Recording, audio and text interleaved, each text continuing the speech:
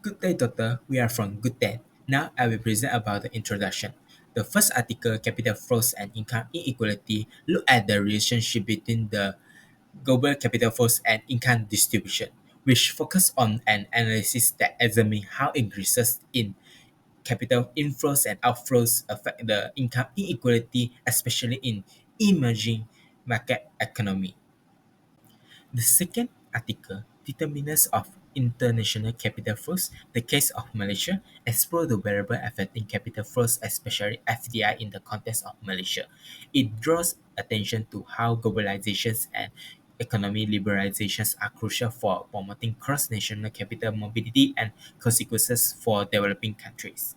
Besides, the third article, global incomes distributions from the fall of the Berlin Wall to the Great Recessions focus on the evolutions of global interpersonal income inequality between 1988 and 2008, an area when there were significant changes in the integrations of the global economies. The regional compositions of the worldwide distribution changed significantly even while the overall Gini index for global income inequality was more or less constant. Okay, the fourth article, the complexity of global capital flows evidence from G20 countries, focus on how globalization accelerated the integration of capital across developed and developing countries. It takes into account how international organizations like the G20 influence the worldwide financial policies. Lastly, the fifth article. After the financial crisis, the evolutions of the global income distribution between 2008 and 2013 focus on how the global financial crisis of 2007 to 2008 affected the distribution of income globally, examine the changes from 2008 to 2013. It provides information on how these significant economic shock might change the inequality inside and across the nation. Hello, my name is Hao Yunhui and my matching number is 292974. Now I'll present the objective of the article. In the first article, the objective is to examine the impact of the change in private capital flow and to study the relationship between the capital account liberalization and increase the inequality. In the second article, the objective is to determine of capital flow are vary depending on the scope of capital flow studies and determine the factor that potentially draw a capital into a country. In the third article, the objective is to observe the global interpersonal inequality captures the effect of this shift on the both within and between the country inequality and present the new evidence of the evolution of global interpersonal inequality. The objective of the fourth article is to study the external and domestic factor that is primarily driver of the capital flow and solving the complexity of problem in the field of global capital flow management and international monetary policy. In the last article, the objective is to study the significant impact on the global financial crisis and its aftermath on the country's income distribution and study the change in the global income distribution after the financial crisis. Now I'll present the problem statement. The problem statement of the first article is the capital flow can have a significant impact on income inequality and the benefit of inflow occur to the agent who are more adept to capitalizing on them. The problem statement of the second article is how to improve the foreign direct investment to Malaysia and the impact of the FDI on national economic development. The problem statement of the third article is how to reduce the inequality of the global income distribution and how to construct a better global income distribution. The problem statement of the fourth article is how to solve the high volatility of capital flow and imbalance of capital flow between the emerging and advanced economy and determine the policy issue about the promotion of international financial stability. And the problem statement of the last article is addressing the national income inequality caused by the financial crisis and look at how global income distribution and global growth incidence curve change. Now I'll present the methodology. The methodology of the first article is to construct a small open economy models and then estimate the baseline regression model using the unbalanced panel with 968 country observation and using the instrument operable IV estimation to isolate the exogenous movement in capital flow and their implications for the income inequality. The methodology of the second article is use the data which span from the quarter 1 to quarter 4 and then the dependent variable in the study is the capital flow and the independent variables used in the study is both pull and push factors that affecting the capital inflow into a country.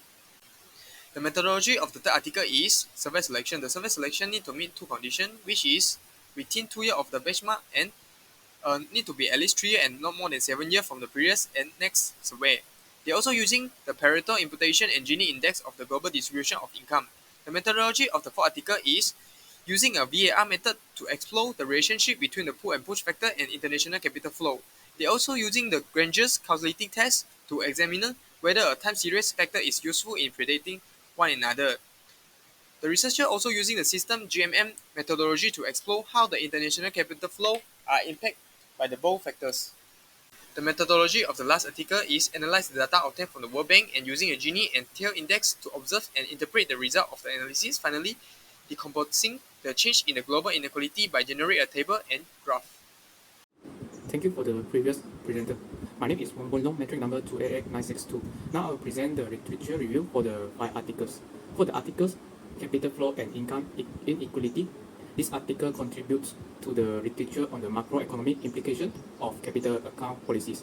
Naturally, the right policy response to the significant capital inflow depends on the variety of nation-specific factors, including the nature of the underlying inflow, specifically how much it reflects internal or foreign variables and how much inflow are anticipated to maintain the current state of the fiscal policy and business cycle. For the article determinants of international capital flow, the case in Malaysia, there are many factors that determine the capital inflow into a country, ranging from the domestic environment to the international environment. Countries with greater credit risk, GDPs that are higher, bigger stock markets, and higher business competitiveness ranking get more foreign direct investment and portfolio flow. It is interesting to note that the reaction of global bank loan flow is completely in contrast with these features. In the article Global Income Distribution from the Fall of the Berlin Wall to the Great Recession, this article is related to the literature on global inequality. The inequality among the BRICS countries can indeed higher global economy movement. This is because the disparities in wealth and development among these countries can cause imbalance in trade, investment, and economic growth, which can affect the stability and overall performance of the global economy. To address this issue, the BRICS countries need to work together to reduce the inequality and promote inclusive growth that can create a more sustainable and balanced global economy. In the article, The Complexity of Global Capital Flow, Evidence from G20 Countries, this article is related to the theoretical background of global capital flow. Negative global shock result in the contraction in total capital flow. Within country portfolio, heterogeneity causes an organic shift in relative wealth from globally diversified to domestically biased agents after a negative global shock of declining global asset prices. In the last article, after the financial crisis, the evolution of the global income distribution between 2008 and 2013, this article is related to the income effect of the financial crisis. The disparity between the wealth of the affluent and the poor get wider throughout all kinds of financial crises. By concentrating on the diverse impact of various financial crises on income inequality among low, middle, and high income nations, we discovered that while only bank crises are the primary causes of income inequality in low and middle income nations, all forms of financial crisis exacerbate it there, which is greater in the nation with high income. That's all for me. Thank you. Hi, and a very good day to you, Dr. Ryder. My name is Isolok Kyung Ming, and my matron number is 285963, and now I'll be presenting the results and discussion section of our presentation. The first article suggested that fluctuations in capital flows significantly impact income distribution, particularly affecting the Gini coefficient. It also suggested that increased capital inflows tend to raise capital income for entrepreneurs, tilting income distribution unfavorably towards households. This study also underscored how short-term capital movements can exacerbate income inequality by favoring capital over labor income. The second article studied factors influencing capital inflows into Malaysia, emphasizing on the roles of domestic economic indicators and global factors like the US Industrial Production Index. It also highlighted the critical influence of Malaysia's fiscal and current account balances in attracting foreign investment, suggesting a nuanced interplay between domestic policies and external economic conditions. Moving on, the third article studied the global income disparities from the late 20th century to the global financial crisis. It identified substantial global income inequality influenced significantly by China's economic rise. This study proposes a refined method for measuring income distribution, highlighting China's pivotal role in reshaping global income dynamics during this period. The fourth article explored the modern trends in international capital flows within emerging economies departing from traditional models. It identified diverse factors influencing FDI in these nations, such as market size, infrastructure, and institutional quality. This study underscores the impacts of global economic shifts and US monetary policies on capital movements, illustrating their varying effects on different economies. The fifth article examines the aftermath of the global financial crisis on income distribution from the year 2008 to 2013. This study contrasts how different nations and socioeconomic groups were affected, with richer nations experiencing more pronounced impacts. This study also highlights the resilience of emerging Asia in maintaining economic growth and contributing to global income convergence. All in all, we can conclude that the reviewed studies provided profound understandings of the complex relationship between income distribution and capital flows in global economy. Thank you. Good morning, doctor. My name is Sonja Singh. My number matrix is 292932. Today, I want to present about the conclusion for this assignment. For this assignment, we can conclude that the flow of the capital does lead to the income inequality in various countries, including Malaysia.